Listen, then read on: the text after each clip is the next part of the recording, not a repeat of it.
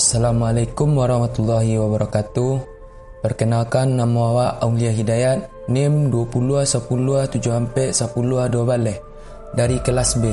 Kali ko awak akan membahas nama-nama gunung di Sumatera dan misterinya. Sumatera merupakan pulau paling gadang ke-6 di dunia dan mempunyai wisata alamnya yang indah. Contohnya, banyak gunung-gunung yang menjulang tinggi mengelilingi daerah-daerahnya. Namun, di balik keindahannya, banyak pula misteri jo cerita mistis di situ. Dan banyak pendaki punya pengalaman yang membuat bulu kuduk merinding. Dan iko gunung-gunung jo misterinya. Yang pertama, Gunung Karinci. Karinci adalah gunung paling tinggi di Sumatera Barat dan biasanya dijuluki Atap Sumatera. Gunung ko berada di Provinsi Jambi, tapeknya di pegunungan Bukit Barisan. Gunung ko mempunyai keindahan alamnya jo hewan-hewannya. Tapi di balik keindahannya, banyak cerita-cerita mistis yang beredar turun-temurun di wilayah tu. Contoh saja cerita tentang Cindaku. Cindaku menurut kepercayaan masyarakat Kerinci merupakan sosok jelmaan manusia setengah harimau yang mempunyai kekuatan magis, yang tugasnya menjaga kestabilan harimau jo manusia. Dan Cindaku ko dapat berubah ketika berada di tanah kelahirannya apabila dadonya menempel ke tanah. Ilmu Cindaku sama sekali tidak ada kaitan jo ilmu hitam. Tapi iko hanya legenda yang beredar di kalangan masyarakat Jambi. Terkhususnya di Kerinci kerana alun ada bukti fisik atau saksi mata yang jaleh melihat Cindaku. Dan kedua, Gunung Singgalang. Gunung Singgalang gunung yang terletak di Kabupaten Tanah Datar.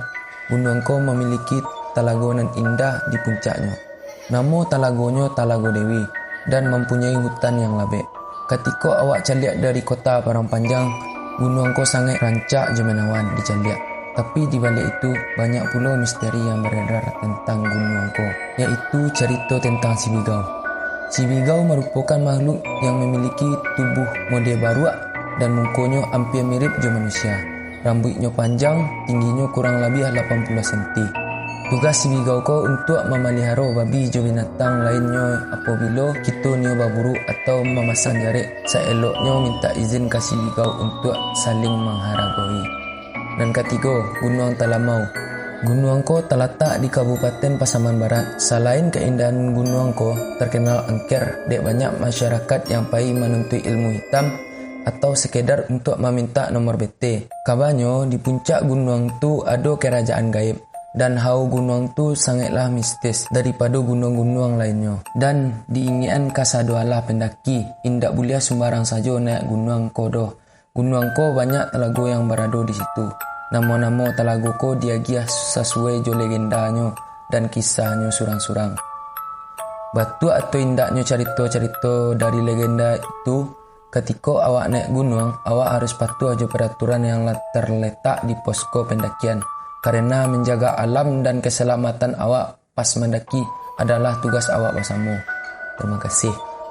Wassalamualaikum warahmatullahi wabarakatuh.